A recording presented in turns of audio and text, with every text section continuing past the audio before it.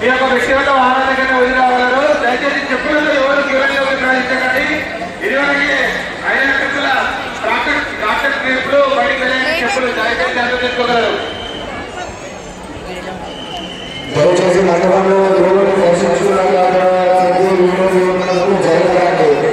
భక్తులందరికీ విజ్ఞప్తి, దయచేసి జరగాలి. గమనించాలి.